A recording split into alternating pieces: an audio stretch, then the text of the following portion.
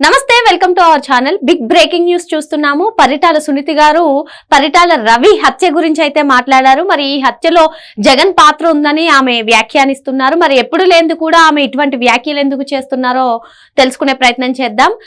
మనతో పాటు political analyst Ashok garu ఉన్నారు. వారిని అడిగి పూర్తి వివరాలు తెలుసుకుందాం. అశోక్ గారు నమస్తే.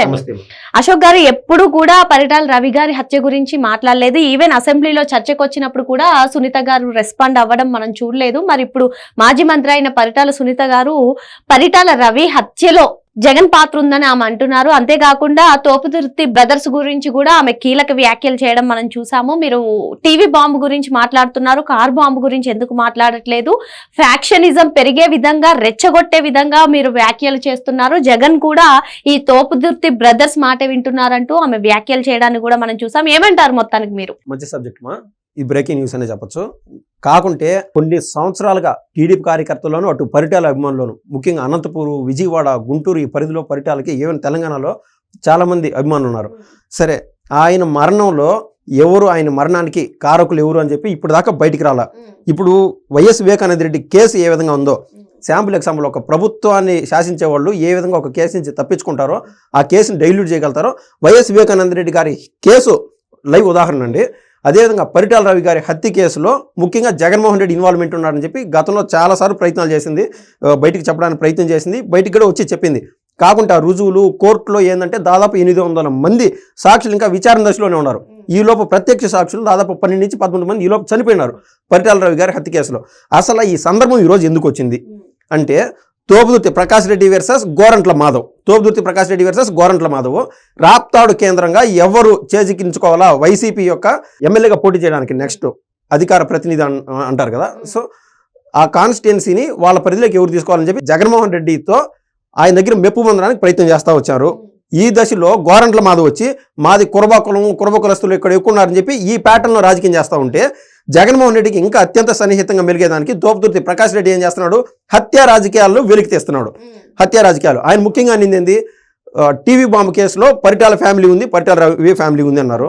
ఆ రోజున టీవీ బాంబు కేసుకు సంబంధించి మద్దెల చెరువు సూర్యనారాయణ రెడ్డి వర్సెస్, కావాలంటే మీరు చరిత్ర పొట్టలో తొవ్వి చూడండి, మద్దెల చెరువు సూర్యనారాయణ రెడ్డి వర్సెస్ ఓబుల్ రెడ్డి, మధ్యల చెరువు సూర్యనారాయణ రెడ్డి వర్సెస్ ఓబుల్ రెడ్డి, ఇదే జరిగింది. ఆ రోజు వాళ్ళిద్దరి మధ్య అంటే బాగా స్నేహంగా మెలిగేవాళ్ళు, అటు ఓబుల్ రెడ్డి కానీ మధ్యల చెరువు సూర్యనారాయణ రెడ్డి కానీ, వాళ్ళిద్దరి మధ్య జరిగిన ఇంటర్నల్ క్లాష్లో టీవీ బాంబులో ఆయన చనిపోవడం జరిగింది. పరిటాల రవి గారికి ఇటువంటి సంబంధం లేదు. తర్వాత ఏమైంది, రామారావు గారి ఏదైతే చేయూతనిచ్చాడో చేయబట్టుకున్నాడు పరిటాల రవికి. అక్కడ జరిగినటువంటి దారుణాలని చూడలేక అనంతపూర్ జిల్లా ముఖ్యంగా కేంద్రంగా, దాంతోపాటు ధర్మవరం కేంద్రంగా ఈ టైంలో పరిటాల రవి అనంతపూర్లో ఎదుగుతూ ఉంటే, ఒక శాంపుల్ సైజ్ ఎగ్జాంపుల్ అమ్మా, టీడీపీ 2004లో అత్యంత దారుణమైన ఓటమి చూసింది. 27 సీట్లు గెలిచింది. ఆ 27 సీట్లో ఏకంగా 7 సీట్లు అనంతపూర్లో గెలిచిందంటే కేవలం పరిటాల రవి గారు చలవే. 14 సీట్లలో 7 సీట్లు గెలవడం, అంత స్ట్రాంగ్ నాయకుడు పరిటాల రవి.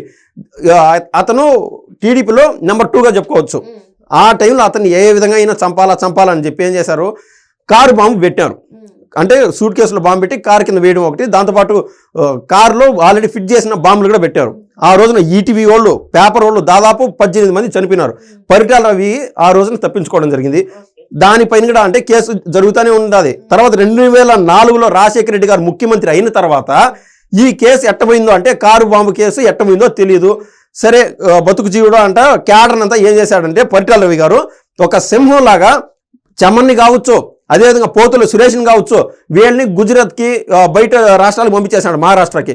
కానీ ఒక సింహంలాగా ఆయన ఒక్కడే ఇండివిజువల్గా నిలబడి ఫైట్ ఇద్దామని చెప్పి ప్రాణం పోతుందని నాకు తెలుసు అని ఆ రోజుల్లో మా టీవీ మెయిన్గా ఛానల్స్ నడిపేది, మా టీవీ న్యూస్ కూడా నడిపేది.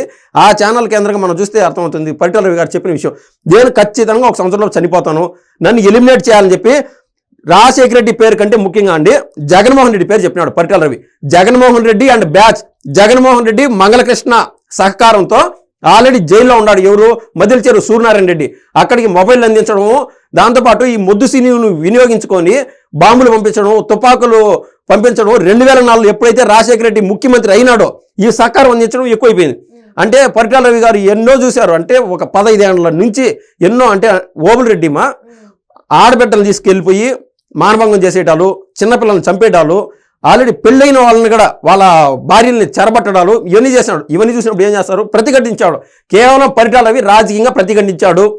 తర్వాత ఆయన్ని ఎలిమినేట్ చేయాలని చెప్పి జగన్మోహన్ రెడ్డి ఇన్వాల్వ్ అయిపోయి, ముఖ్యంగా అండి మనం చూస్తే కడప జిల్లా, అనంతపురం జిల్లా ఆనుకొని ఉంటాయి. పులివెందులను ఆనుకొని తాడిపత్రి ఉంటుంది. తాడిపత్రి, ధర్మవరం, ఈ యొక్క రాప్తాడు, పెనుకొండ ఇవన్నీ ఆనుకొని ఉంటాయి. సో ఒకే జిల్లాగా చెప్పొచ్చు రాజశేఖర రెడ్డిది, పరిటాల రవిది. ఎందుకంటే కడప, అనంతపురం వేరువేరు కావచ్చు కానీ బార్డర్స్ ఈ రెండు. సో రాజారెడ్డికి పరిటాల రవి గారికి కూడా స్నేహం ఉండేది. కానీ తెలుగుదేశం పార్టీలో పరిటాల రవి ఎదుగుదలను చూసి కన్ఫామ్గా ఇతను ఎలిమినేట్ చేసేయాలని చెప్పి రాజశేఖర రెడ్డి ముఖ్యమంత్రి అయిన తర్వాత ఈ యొక్క ప్రయత్నం ఉంటే మొదలుపెట్టారు. ముఖ్యంగా జగన్మోహన్ రెడ్డి ఏం చేశాడంటే, మద్దిల చెరువు సూర్యనారాయణ రెడ్డి జైల్లో ఉన్నప్పుడు మొత్తం బ్యాచ్ అంతా రెడీ చేశాడు. ఒక్కనొక టైంలో రాష్ట్ర వ్యాప్తంగా ఉన్నటువంటి నాయకులు అనంతపూర్కి వచ్చారు. ఆ రోజున పార్టీ ఆవిర్భావ దినోత్సవం లేకుంటే పార్టీ పెద్ద మీటింగ్ పెట్టినాడు పరిటాల రవి. ఒక మధ్యాహ్నం సమయంలో పరిటాల సునీత గారు వాళ్ళ భార్య ఫోన్ చేసి, భోజనానికి వస్తున్నావా అంటే, నేను ఇప్పుడే రాలేదు, ఒక గంట పడుతుంది మీటింగ్ అయిపోయినాక అని, ఇంటికి పోయి భోజనం చేసుకుందామని చెప్పి ఫోన్ చేసి చెప్పినాడు. బయటకు వచ్చే క్రమంలో వెనకల సైడ్ అంటే ఈ యొక్క పార్టీ భవనం ఉంటుంది కదా, బ్యాక్ సైడ్ బాంబులు వేశారు. ఏమైందో అని చెప్పి అక్కడ ఉండే చల్లా చెదిరిపినారు. దాంతోపాటు పరిటాల రవి ఇక్కడ ఉంటే దగ్గరలో పొగ బాంబులు మళ్ళీ వేశారు. అక్కడ ఏం జరుగుతుందో తెలియని ఉంటుంది. మనమే ఉంటామండి.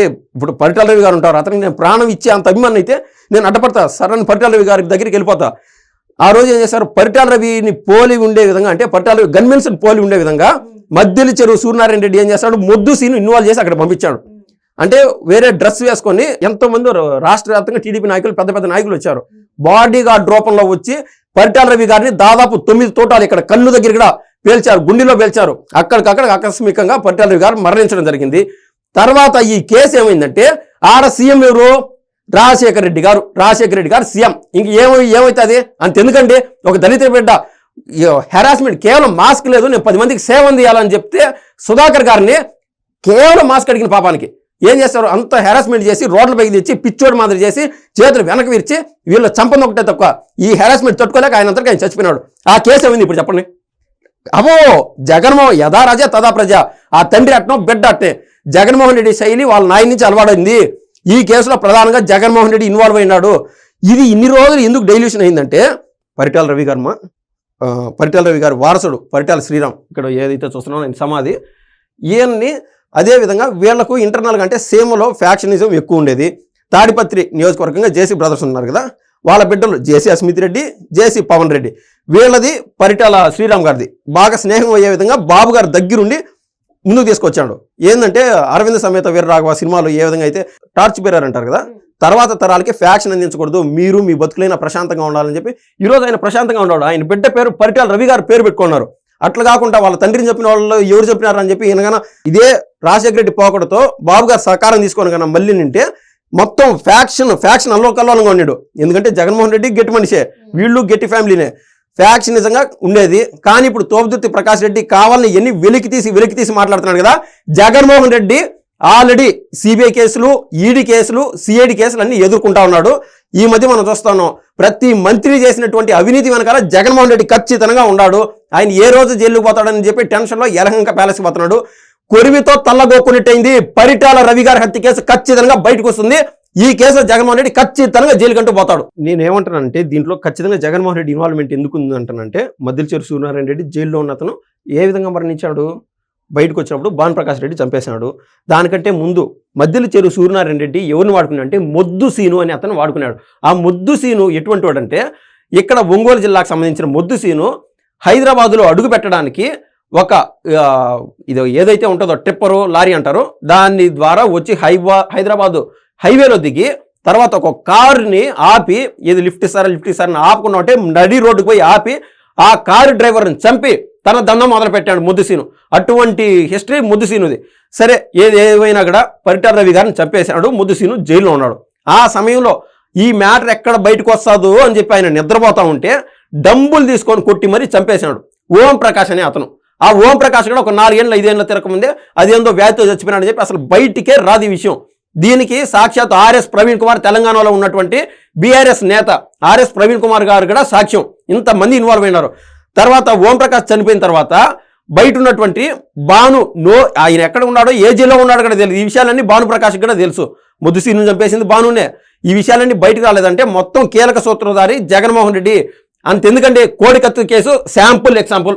కోడికత్తి కేసు శాంపుల్ ఎగ్జాంపుల్. జగన్మోహన్ రెడ్డిని ఒక అతను ఆయన పైన అభిమానంతో ఇక్కడ పొడిచాను అని చెప్పినాడు. విక్టిమ్ ఎవరు ఇక్కడ? జగన్మోహన్ రెడ్డి అనే అతను విక్టిమ్. సో ఈ కేసు కోర్టు పరిధిలో ఉన్నప్పుడు నువ్వు ఈ మాదిరి హింసకు గురైనావు, నువ్వు గాయపడినావు కదా, వచ్చి కోడికత్తి సీను పైన ఏం జరిగిందో చెప్పు, ఆయనకి ఎగెన్స్ట్గా చెప్పు అని లాయర్లు పిలచడం, జడ్జి పిలవడం జరుగుతుంది. ఏ ఒక్కరోజు వెళ్ళి కోడికత్తి సీనుకి ఎదురుగా ఒక మాట మాట్లాడినాడు కాదు జగన్మోహన్ రెడ్డి. ఎందుకంటే కోర్టుకు పోతే నిజాలు అక్కడ బయటపడతాయి, చిక్కిపోతాడు. విక్టిము నాకు గాయం పడినానండి అని చెప్పుకోవాలి కదా కోర్టుకి. ఎందుకంటే ప్రధాన సూత్రధారి జగన్మోహన్ రెడ్డి. కోడికత్తి సీను కూడా దళితుడమ్మా. దళితులపైన వీళ్ళు నా ఎస్సీలు, నా బీసీలు, నా ఎస్టీలు అంటా ఉంటే ప్రతిసారి వీళ్ళ చెప్పే కులం మతం మాత్రం నా మైండ్కి ఎక్కేసింది.